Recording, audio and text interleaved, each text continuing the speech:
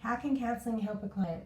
So therapy is a safe place to speak about your thoughts, your interactions, your desires, your struggles, your failures, really anything that you feel that is added baggage to your life.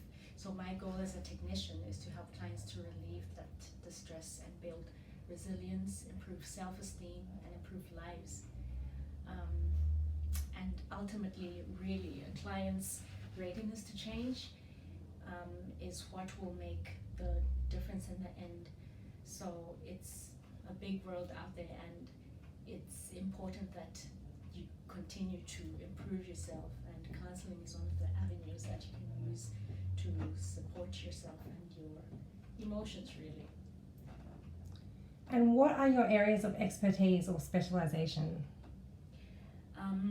So I am a counsellor with a qualification in social work and psychology, and for me, being a social worker that specializes in mental health keeps me aware that context is critical for my clients. Their present struggles must be considered within the context of their present, their past, and their life history, really. So, your unique background, education, family history, your relationships within your family and friends and within community will all dynamically influence the struggles that bring you to therapy in the first place. So our pains, anxiety, depression, or any other struggle that always exists as part of a direct and dynamic relationship to our environment. And that means that sometimes the solutions also lie in your environment and how your environment can support you.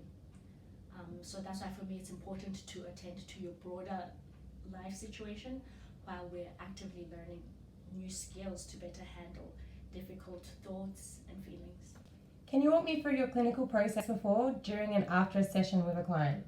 Yeah, so I start with what prompted the client to seek counseling in the first place.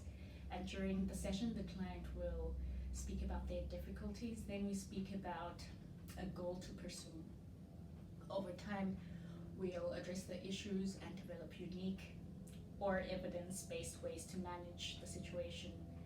Then post the session, the client gains a heightened self-awareness, and they can either consciously change some behaviors or expand their responsiveness on working on some things on their own, working on their issues on their own without my help. And what do you consider the most important traits a therapist to have? I think a therapist must be able to communicate verbally and non-verbally, that they're trustworthy. So a client needs to be able to feel comfortable in sharing their private and confidential information, because they're sharing parts of themselves that are not often entirely known by other people. So having faith in the quality of the relationship that they hold with the therapist is important. They need to know that it's in confidentiality, so it can lead to a deeper and more effective communication with the therapist. It's important for the therapist to want to understand your feelings, and to get there, the client needs to feel comfortable in the way that the therapist shows interest and empathy to their situation.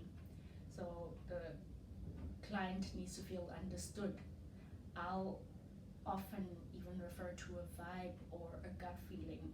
Not every therapist will be the right fit, and sometimes it just boils down to the client-clinician personalities.